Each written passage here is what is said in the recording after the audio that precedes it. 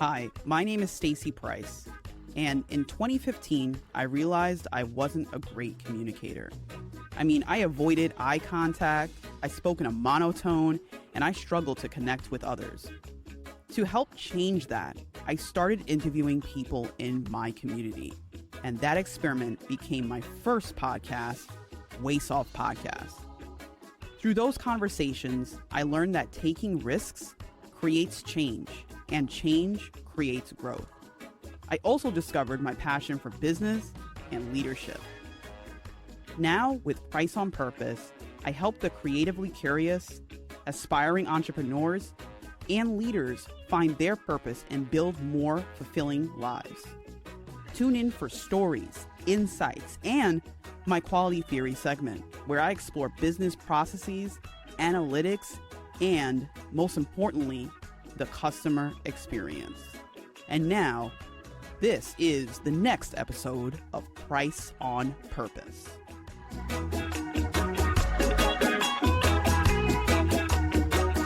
Yeah, everything's automated, including attendance points.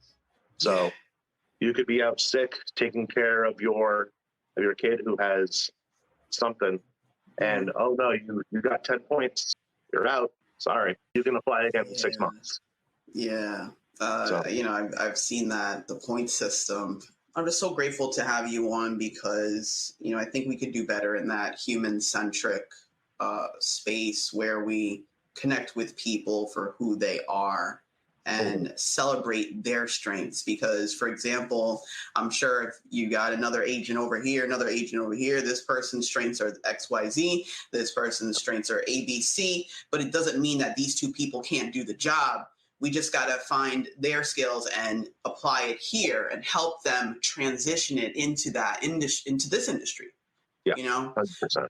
At the end of the day, it's the heart that matters. So if you've got that heart, we could do this. Yep. We could do this. 100%. I do feel that people genuinely care, just in general. Humans care, whether they look a certain way and they, they care and they do want to be a part of something. So I think the more that we celebrate who they are, it'll help them adapt to that industry, especially in moments like this where we can feel so disconnected. I think we should use it as an opportunity to come together. Yeah, that would be the dream. So many people are suffering. So many people are still, it was traumatic for a lot of people. Everything they do is gone. For a lot of people, they lost their entire livelihood, their entire job. Mm-hmm. And now, during the pandemic, and then unemployment ran out. Mm-hmm. They never renewed that thing. And even though everyone's saying they're hiring, they're not. Mm-hmm. So, because I've been getting the last 3 interviews that I've had here, it's very bizarre. They come in, they thank me for having the interview because the 20 other places they've applied to just never reached back out to them. Really? Right? So this whole great resignation, nobody wants to work thing, I think that's more of employers not wanting to hire, because right now, let's face it, you have to pay more per hour, right?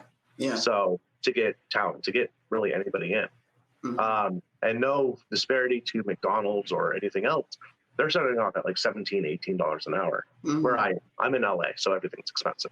But other places have to, especially entry level, has to match that or exceed that. And a lot of companies aren't willing to do that. So they're saying they're still hiring because a lot of them have to, prove it to still qualify for the PPP thing, right? You have to be actively hiring. Say that again. The PPP, where companies were given money during the pandemic, you kind of have to, and this is conjecture, okay? This is a conspiracy. But I've seen enough to where it's kind of oh, yeah, that makes sense. In order to get, so they don't have to pay all that money back, companies have to be hiring, actively hiring. Interesting. So, or attempting to hire. That's the key here. So if they want to pay minimum wage or, a little bit above that, that's not possible right now. Nobody's signing on to be paid minimum wage, and God bless them for that, right? Yeah, don't get me started on that. But yeah, we're going to have to have another conversation, David, because now you touch a certain problem. Like, tell me more.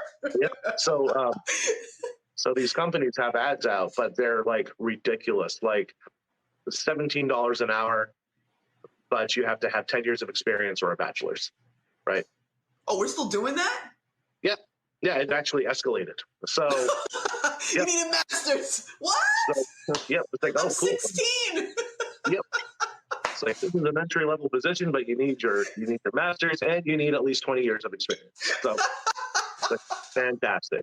So they're not calling people back to bring them in for interviews, but the conspiracy is it's because, well, they don't really need anybody, or they don't want to pay wages, but they also don't want to pay the government back for that. So they're actively hiring. It's just no one meets these qualifications.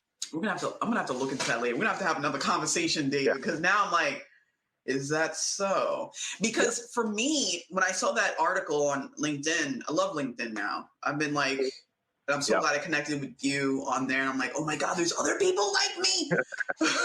But there was an article about this great resignation thing. And, you know, I use it as even a tagline in my podcast that I did with this one lady. And it's so interesting because I read the article and I'm like, and I even went on, I just realized that there was this site, like this government website where you could see like how many people left and the statistics and that and all this. And I'm like, I don't think, in my mind, just in my consciousness, my level of consciousness, I do not feel people just at home doing nothing. Like, I really don't feel that way. What I feel is that the word got out that you don't have to work like that. Like, you have options. I know that your dad, your mom, your great grandma, your great grandpa did this work cycle where you went to school, or you didn't go to school, you jumped into college, or you went to some trade and then you did this. You have options online. You can do this. You could start your own business real quick. Oh, the government gave me $2,000. Oh, now I can get my LLC or my INC. All right, I can do this now. Oh, I don't need to hire anybody. I could automate. Okay, that's what I really feel. Yeah. It's happening. I don't feel people just like, what? I mean, there's a small percentage of that, but I don't really feel like that's the majority. Right, because not many people can survive off of that. So it's like, it's maybe not so much of a great resignation, but maybe it's a great transitioning. Yeah, so adaptation. People are, they don't want to work for rock bottom pay and get yelled at every day. Saw that at a restaurant a couple months ago. My wife and I went in, and like the owner was just screaming at the people because it was just like, and it like the old cliche, you know, if you have time to lean, you have time to clean type thing. It was like we were the only people in the restaurant like eating, and then the owner comes in and just starts screaming at the people. Oh my God. They were standing there. There was nothing to do. So like, what am I paying you for? Stuff like that. So it's just like, how did that, so with your expertise and your knowledge and what you do, how did you feel in that moment? Oh, that was just one of the most depressing things I've ever seen. It brought me back to like just seeing friends getting yelled at, or friends telling me they were getting yelled at their either their call center because they were on ACW for too long, or you know, they were taking too much time in between calls, or they were a minute delayed from break, which story back too. But and then, you know, the friends that worked at McDonald's back in the day in high school getting screamed at because they were the disposable employees because they were still in high school. And it's just like, the waiter did get a giant tip from us because nobody has to deal with that. But I haven't been back, and the food was really good. The service was really good, except for that. And that was just like, my wife and I were just like staring at each other like what is this place? It was our first time there. I'd be surprised if those same people are still there. And this was only a couple months ago. So you can't work like that. No, I don't think. I think if there's something that needs to be addressed, whether it's attendance, your abilities, or what, I don't know what it is, but I think I always feel like there's a better way to do it. Sometimes I even ask myself, is there a reason to yell? Period. Like in anything, whether it's your relationship, like I understand like a passion. I understand passion, but sometimes when I see yelling, there's this book I'm reading, I think called is it called The Human Voice? I forget the name of the book, but I've had it for quite some time and I just never really, I'm like, okay, I really need to finish this book now. But, they were talking about how much energy it takes and how much parts of your body it takes to speak. It's not just your vocal cords. A lot of people are like, oh, yeah, your vocal cords just bouncing around there, It's more than that. It's your diaphragm. It's your breathing. It's your entire body. Yeah. It literally is a full body workout. So when I see somebody like at that point, also with emotion, anger is secondary. It is not the primary emotion. So I'm just like, what is happening there? But I think just as you, David, I probably would have never returned. And that's the sad part. I would have never returned. Yeah, because like I said, the food was good. If that didn't happen, I would have eaten there again. I'd probably go there after work. But no, I don't want to give that owner money. Yeah. So I don't want to encourage that behavior. So, and. Oh, that's tough. That's tough, man. Oh my goodness. Yeah. Say again? Why would you yell at anyone? That's crazy. It's like, right. To me, if you've gotten to the point where you got to yell, you got to look at you first. Yeah. Is the message getting across? Yeah. Did you say it? Did you say it right? Do they understand what you mean? Right. And you have nothing else to do. What do you want them to do? It's like, I couldn't imagine just screaming at someone, especially while they're working, Right. Or in front of other people, like at all. Like, why raise your voice? Like, I've had to use my dad voice once in the last 3 years, right? And it's not even yelling; it's just a stern voice. Exactly. I hate having to use it, and then I hear horror stories of other places and see it firsthand, and it's just like, oh, you guys never read the 1 Minute Manager, have you? So. Yeah, something on my reading list. I think I don't know if I saw it on your profile or somebody else's profile. I was like, I gotta read that. It's good. If you're a quick reader, it'll take you maybe an hour to read. Oh, cool. Even better. Yeah, very short. Very short. And the font is like this big. So. Okay, cool. Even better. Oh, man. So, David, let me ask you. So, when I saw you write this on LinkedIn, I was just like, what? I never heard of this term before. I didn't know if it was something you made up or if it's like in the industry floating around somewhere, You said Chief Heart Officer, I believe. Yeah. What does that mean? So basically, it's something that I found out from Gary Vaynerchuk, right? The Gary V guy. Yes. And however you feel about him, whatever. Love him. He has some good content. So, but his company, VaynerMedia, I think it is, it's a fairly new position, only been there for the last 3, maybe 4 years. The Chief Heart Officer. It's like what HR is supposed to be. So human resources as opposed to, oh, how do I protect the company from this type thing? Let's go, David. Okay. So, yeah. Don't want to get in trouble. Our HR department's like, right. So, and she actually, their Chief Heart Officer actually has a podcast. I forgot what it's called, but you can look it up. Google is a good thing. Yes. And basically, they're there to make the employees' lives better, right? Through a bunch of stuff. Like, it's basically like a guidance counselor for the employees without getting into anything cringeworthy like puppy rooms and other things like arcade games where they're cool to look at, but if you touch them, well, you're just not being productive. So those are for our guests, that kind of thing. So the Chief Heart Officer in my mind, and how I would utilize that is to sit down with employees, doesn't matter what department they're in, and just get to know them, let them vent, help them out, right? Provide resources. So all of that stuff. So because just taking it from a call center standpoint, call centers are grueling places to work. They're tough, especially when you get into the bigger ones, where it's 100 calls in queue and you have 300 people on staff, like all working at the same time. There's still 100 calls in queue.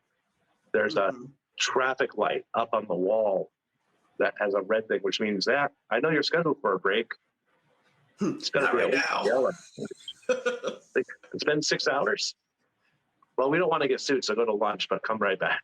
So that kind of thing. And call centers in particular need someone like that on staff. So because burnout happens quickly, especially when it's the same kind of call, especially if it's like verbatim scripts, and you're saying that same script so many times a day that you have it memorized. It's like your dreams. You hear it in your dreams. I've been there. I'm like waking up like, oh God, I just verified somebody. Oh, like, God. Oh, Sears credit card.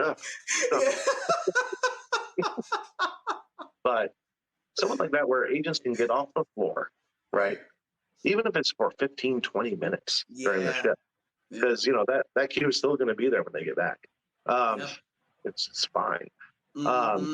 Go talk to this person. Have a real session where it's not about performance, right? Because not all coachings have to be about performance. So you can even split it up if you don't have one of these, right? The first part is, just shooting the breeze, getting to know your people. And then the last half of the coaching, this is what your stats are. So good job, or this is what we can improve on, given, right?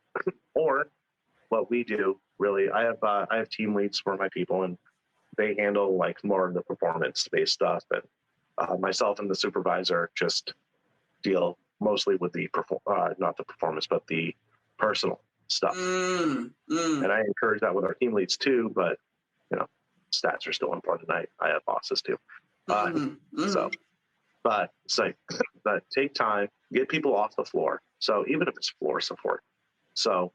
Floor support was the most amazing thing when I was just a normal agent, right? Because it got you off the floor, it got you moving around, and you were able to help people. Where I found out that, hey, I really like training. So I love training people. And going back to the chief heart officer, every company should have one or something very similar. Where people can just go to, it's safe, it's not human resources, so not everything's being documented. Right. Getting put in your file. So, right. I love HR. Yeah. No, I'm rodgering what you're saying, so it makes sense. So, I love that idea, because what I'm hearing is by having this chief heart officer, or whatever you want to call it, this person helps people to get that mental space to kind of just like breathe a little bit out of that monotony of the call center. I was looking up online, like, what are the real issues of why people don't stay in call centers? Like, what are those pain points? And those pain points are the monotony, and also, it's that repetitive nature, and also the high burnout. Those are the two major things in a call center of why people don't stay, or they just don't want to be there. And I get it. I was part of that cycle. Like, I get it, but if we have somebody in place like that, then this person can really connect with the employees and even work with HR, because what if somebody, especially during these times, is going through something at home and it's hindering their performance? We now have a person that could connect with them and be like, you know what? Let me get you over to HR. Maybe they can give you some resources that you can use to help you with that. I think that sounds amazing, David. Yeah. It's one of my, when I first heard about it, it was like my brain lit up. I was like, oh my gosh, we need that. Yeah. Still working on doing that. But so I've kind of taken that role over because someone has to. So that's dope. But yeah. And a lot of places, like let's say you have a high performer and suddenly they're not, right? So they fall. Like a lot of companies would be like, all right, get it back together. You're good. Sign this paper or you're out. Yep. It's like you're now on a PIP. So, but what was the reason for that decline? What was the reason for that call? There has to be something going on, because you don't just become, you don't go from rock star to bum, right? Right. Well, I guess some rock stars have, but in the call center space, that doesn't happen. Right. So, and there has to be a reason behind it. What is that reason? How can we help you with that? Not because of your stats. Don't take it that way. Exactly. Right? Like, yeah, we want you to have good stats. We want you to perform well. How are you? Exactly. Right. You have to get to the human level. Yes. Right. And a lot of companies don't care. So and one of the reasons they don't care is, I hate to say it, a lot of the bigger call centers are contract based, right? So like when you call T-Mobile, you're not calling T-Mobile, you're calling this place in, I don't know, Illinois, right? Or offshore on whatever. Let's just keep it in the States for now. So, but if those agents, if that team, if that center that has the contract doesn't perform up to what the client wants, they'll drop them and go to another place, usually offshore. And that's where the CX breaks down. That company's brand is kind of tarnished, and now they have 3-hour wait times. So yeah. Oh my God, David. Like, I love how you're making this so clear and so understandable, because I think it highlights this cycle that has been happening before this pandemic. Like, I think during these times, it kind of like fast forwarded it. Like now it's like right in your face. You know what I mean? But oh my goodness, I think just the implementation of this chief heart officer or someone there that can really connect with the staff on that human level and not be all about stats would be so huge. I mean, I saw the benefits of that in the space I worked at when I was able to connect with the representatives. You know, I took what I did on the phone and did that with them, and they were like, oh my God, like you actually listen. Like listening to me translates into caring, you know? And if somebody feels valued and a part of the company, a part of the family, they're more likely to stay. Yeah. But if we don't, I consider it like imprinting on somebody. You know, we talk about that like with animals and stuff. You have to imprint on the young. You know, don't touch the bird. You know, the mother would never take it back. But what I mean is, if you don't connect with that person and be like, "Hey, I'm glad you're here. Thank you so much for coming in. I know it could be tough, but you're here. Thank you so much." Like something like that. I always thank them for their time. Yeah. You know, whether we had 15 minutes or half an hour. You know, make them feel valued just as you would for the customer on the phone that you've never seen or heard before, you know? And I think if we start to implement that, that would just change the industry, David. Yeah, no, it would. And the thing is, once people start seeing the tangible benefits of doing that, so because it does have an ROI, it does have a return on investment. Yes. But it's hard to see at first, right? Because you're taking what they deem as productivity off of the floor, right? So, but once it's proven, once there's a track record of it, the stats go up. Yes. And morale goes up. Yep. People aren't going through a 3-week training course just to last like 3 weeks outside of it, and then cycling over to a call center that maybe pays 50 cents more, right? So, which I've seen time and time again. You get a 3-week training course, 6 months go by, you look around, you're like, who are all these people? Oh my God. I would literally blink and I'm like, what? You're the only person left from your training class of like 25 people. It would be so scary. I'm just like, I don't know these people. I know you. So, but no, the human touch, the human connection is what's going to change the industry. And that is not going to change with like that. That'll always be there until the robots take over, right? So, indeed, which a lot of companies are trying that right now, but it's failing. So there's not many good robots out there. Yeah, that'll take the place of a human. It's so interesting. Yeah. Yeah, that's a whole other discussion though too. So yeah, I had that discussion with Adrian Swinsko. I had him on, I think a couple weeks back.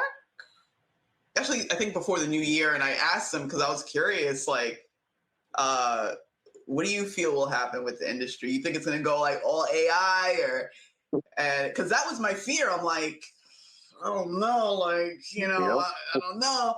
And his heart says that it's going to be a synergy in a sense, or a cooperation between AI and humans, which I think it should be, and I think it would work better that way. Right, because nobody wants to talk strictly to a robot, right? Yeah. So have you heard that before? Have you called somewhere and you hear that robot? How do you feel about that, Dave? I usually hang up, or I purposely try to confuse it. Yeah. So I do the same thing with chatbots and everything else. So it's a wonderful hobby. But no, Adrian Swinsko is a good guy. Yeah, he's dope. Like, yeah, his books are really cool too. Like, yes. Lots of inspiration from those. So. Heck yeah, he was the first person that I saw took CX and kind of made it his own.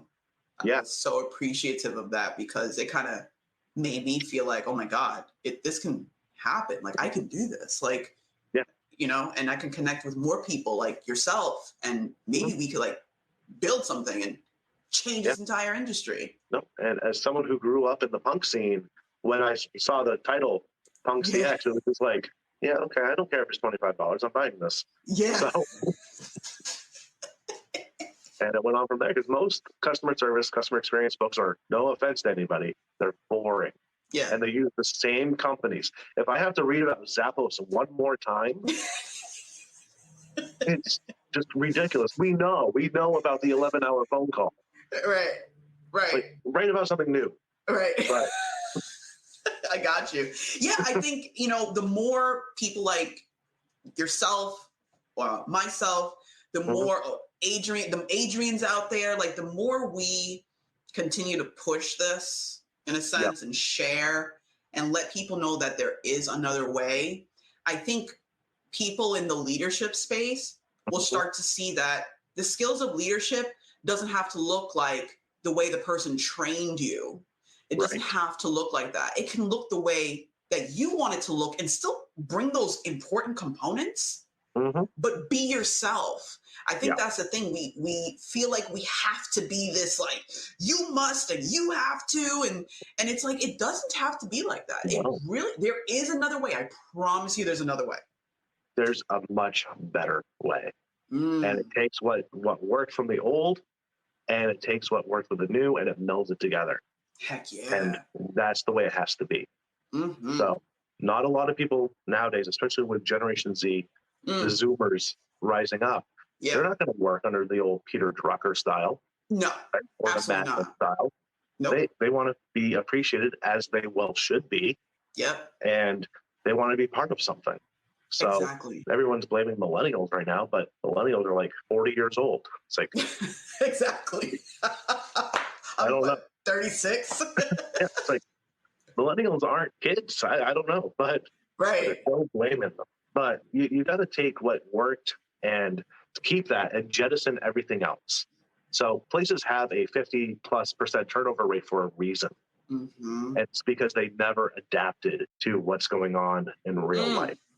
They're keeping on to the old model, which has failed. So, but the more they do it, the more people are going to leave, the more they're going to be understaffed, and the more the customer will suffer because they're waiting 3 hours to talk to someone to check their account balance. Yep.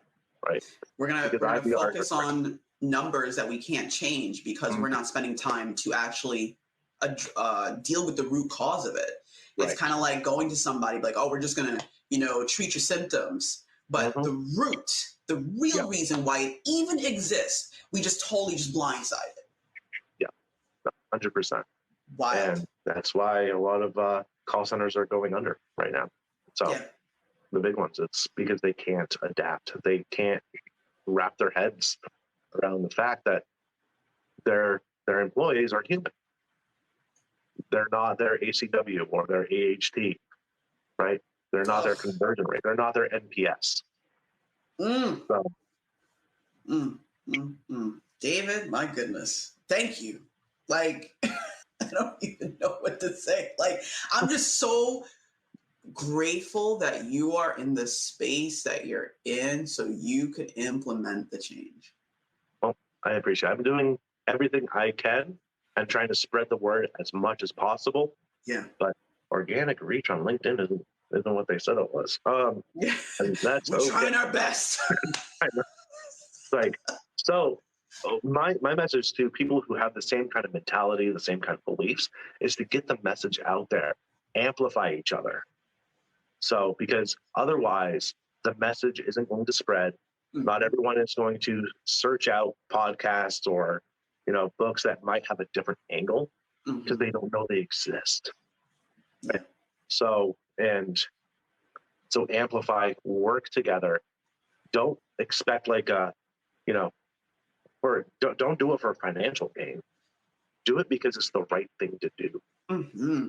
We need to make the industry, the customer service as a whole, we need to make it better. For the people that are coming in, for the people that are working there now, and for the future. Yes. So, because right now it's suffering, and the people working in the industry are suffering. Mm-hmm.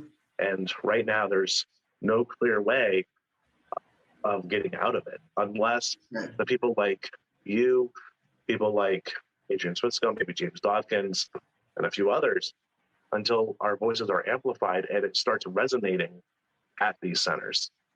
So. Heck yeah. Oh my God, David, thank you so much for your time. Your insights and your wisdom, my goodness, is like amazing. Amazing. This honestly should be common sense things where you get what you put into it, right? So, and create a place where you would like to work. Yes. So, and then if you can, spend a few weeks on the floor. Take those calls. See what the pain points are for both the employees and the customers. Mm-hmm. Otherwise, you're wasting time and you're just sitting in your ivory tower and you're not seeing the whole picture.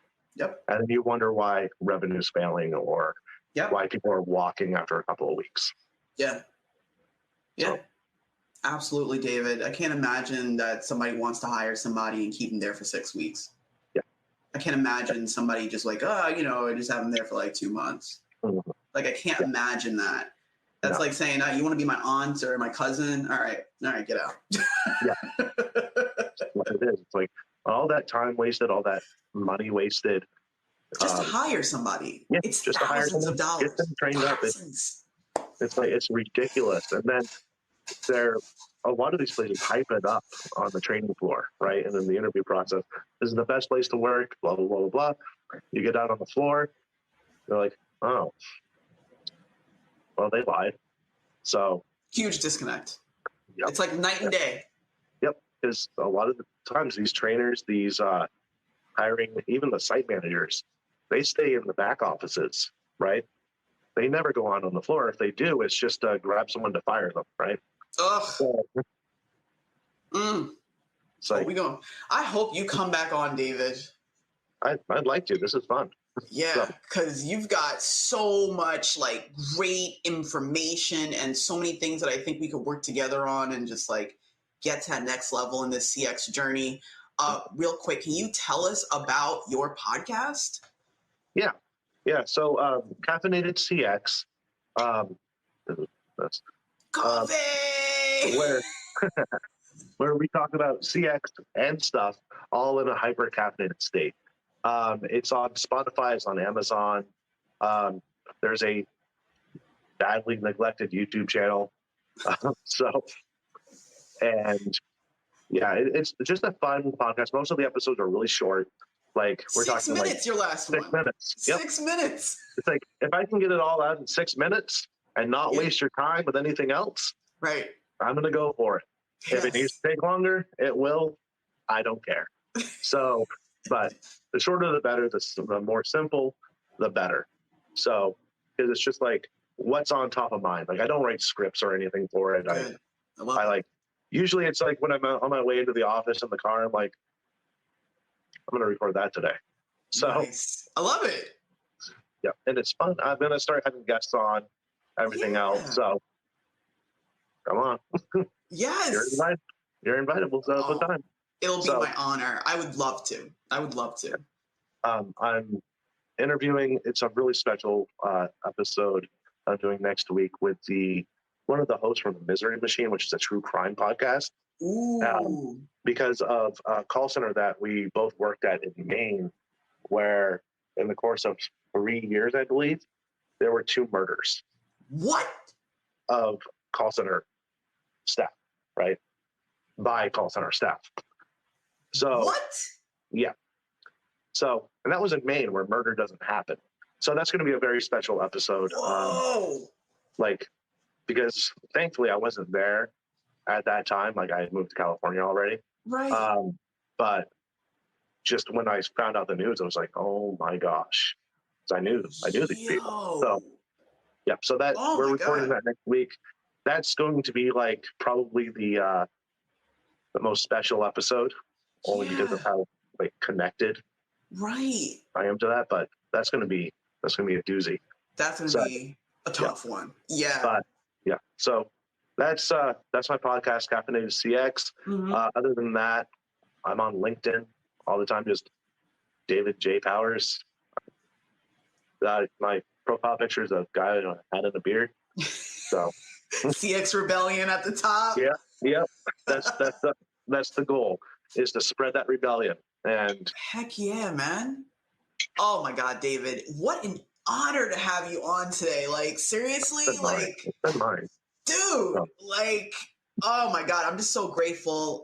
Guys, of course, make sure you check out Caffeinated CX. I promise you will not be disappointed. Who doesn't want a good 6 minutes or a few minutes of something that makes you think a little bit, right? Because that's what at least your last episode did for me. So I encourage you guys to check it out. Go ahead and connect with David online on LinkedIn. Of course, I'll put everything in the show notes. David, once again, thank you so much. It's been an absolute honor and privilege. It's amazing. You did good work here, and we gotta reconnect at some point, either back on or you come on mine. Yeah. This conversation, this could have been at least another 2 hours. Oh, seriously, we could have been like half day, like 6 hour conversation.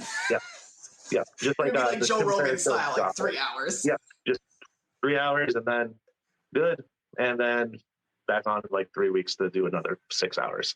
So I'm down. I am too. Actually. That sounds like a lot of fun. So. It does. David, until next time, sir. 100%. All right. Have a good day. You too.